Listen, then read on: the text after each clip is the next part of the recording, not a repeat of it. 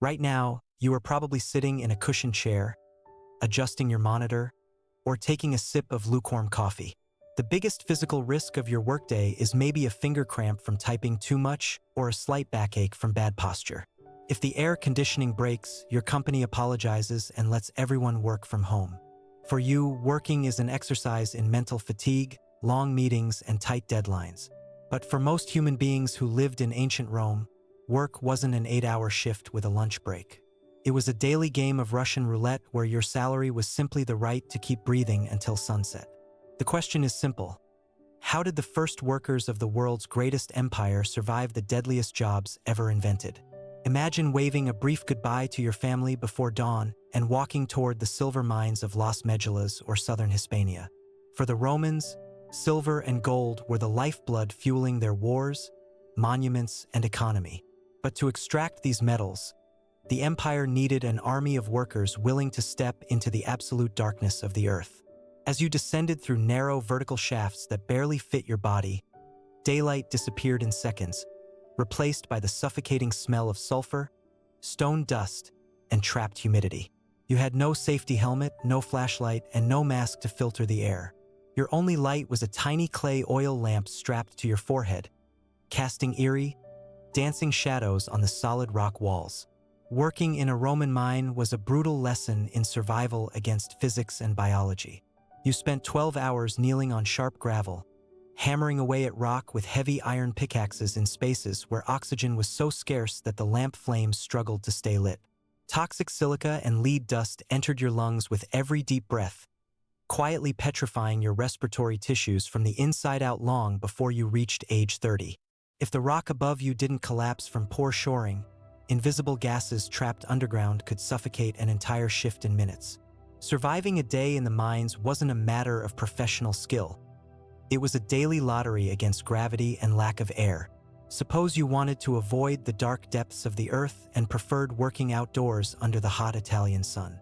You might try your luck in the stomping vats of the Phalonici, the industrial laundries of ancient Rome. Rome was a metropolis of over 1 million people wearing pristine white togas. But without modern soap or synthetic chemicals, Romans discovered that nature's most effective and abundant cleaning agent was concentrated ammonia. And where did they find that ammonia? In human urine, collected in large jars placed on public street corners. Your job as a fullo was to spend the entire day submerged up to your knees in shallow vats filled with fermented urine, animal feces, and ash. Your task was to stomp, jump, and scrub heavy woolen fabrics under the scorching summer heat. The smell wasn't just unpleasant. It was a corrosive chemical fog of ammonia that burned your eyes, irritated your airways, and turned the skin on your feet and legs into open, ulcerated sores. The constant fumes caused chronic infections, and daily contact with bacteria meant life expectancy for these workers was drastically cut short. To keep the empire looking clean and elegant, someone had to literally sink into society's waste. If the laundries sound bad, the work of extracting and transporting construction materials took danger to a monumental scale. Rome wasn't built with lightweight bricks. It was erected using massive blocks of Carrara marble, granite, and volcanic stone weighing several tons. As a stonecutter or hauler in the quarries, your routine began by driving wooden wedges into rock fractures and wetting them so they would expand and split the mountain. A single miscalculation in the direction of the block's fall meant being instantly crushed under thousands of pounds of stone with zero chance of rescue. After cutting the marble, you and your crew had to drag these massive blocks across dirt roads using nothing but hemp ropes, wooden rollers, and the raw strength of your muscles. Ropes under extreme tension could snap without warning, whipping through the air hard enough to break bones or sever limbs. Roman cranes, known as polyspastos, were powered by massive wooden tread wheels where workers walked inside like human hamsters. If someone tripped or lost the rhythm inside the wheel, the weight of the stone block would spin the mechanism backward at terrifying speeds, throwing and crushing the workers inside the gears. Yet, Roman danger wasn't present only in grand construction sites or deep mines. It was hidden in the invisible infrastructure keeping the city running. Think of the aqueducts and massive underground sewers like the Cloaca Maxima. Maintaining these subterranean channels required men to dive into dark, stagnant water to clear debris, dead animals, and accumulated waste. With no protective gear whatsoever, workers were exposed to a deadly soup of pathogens, contracting devastating fevers, typhus, and bacterial infections that doctors of the era couldn't even diagnose or comprehend. As we look at this grim landscape of occupational horror, an inevitable question arises. How did this workforce keep going day after day without total mental breakdown or widespread rebellion? The answer lies in the social and psychological reality of the era.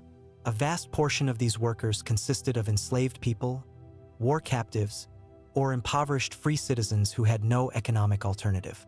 For a destitute free citizen, the choice wasn't between a bad job and a good job. It was between stepping in urine to buy a crust of stale bread or watching their children starve on the sidewalk. Furthermore, the human brain developed extreme biological adaptations. When danger is a daily constant, the nervous system enters a state of chronic desensitization. The brain's amygdala, responsible for triggering fear and panic, dials down its reactivity to continuous threats. Roman workers learned to operate in a state of emotional numbness, channeling all their cognitive energy into the mechanical execution of the task just to secure their food ration at the end of the day.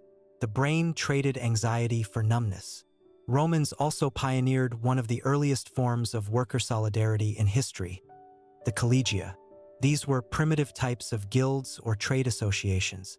Since the Roman state offered no life insurance, disability aid, or retirement, workers within the same trade pooled small monthly dues. When a member was crushed in a quarry or suffocated in a mine, the group paid for a proper burial and provided financial aid to the family left behind. Survival was not just an individual effort. It was a community safety net in the face of elite indifference. There is a profound historical irony when we look at the majestic ruins of the Colosseum, the Pantheon, or the aqueducts still stretching across Europe. We admire the flawless engineering, the perfect arches, and the aesthetic grandeur of the Roman Empire, but we rarely see the invisible layer of human suffering that cemented every single stone. The brilliance of these historical monuments was paid for with the sweat, petrified lungs, and blood of millions of workers whose names were completely erased from history. Consider the fascinating contrast in human evolution. The very hands that endured the most unsanitary and lethal environments of the ancient world were the hands that built the foundations of modern architecture, logistics, and civilization. They had no labor safety laws, no personal protective equipment, and no powerful unions. Yet they possessed a capacity for resilience and biological adaptation that challenges our modern understanding. So, the next time you find yourself complaining about your office chair, the rush hour traffic, or an annoying late afternoon email from your boss, take a pause and look back. Remember the men who spent their lives stomping in fermented urine or digging for silver in pitch darkness just so the world could keep spinning. Human history wasn't written only by emperors and generals in silk robes, but by anonymous workers who faced fear and death every single day, proving that our species can survive almost anything, as long as there is a tomorrow worth fighting for.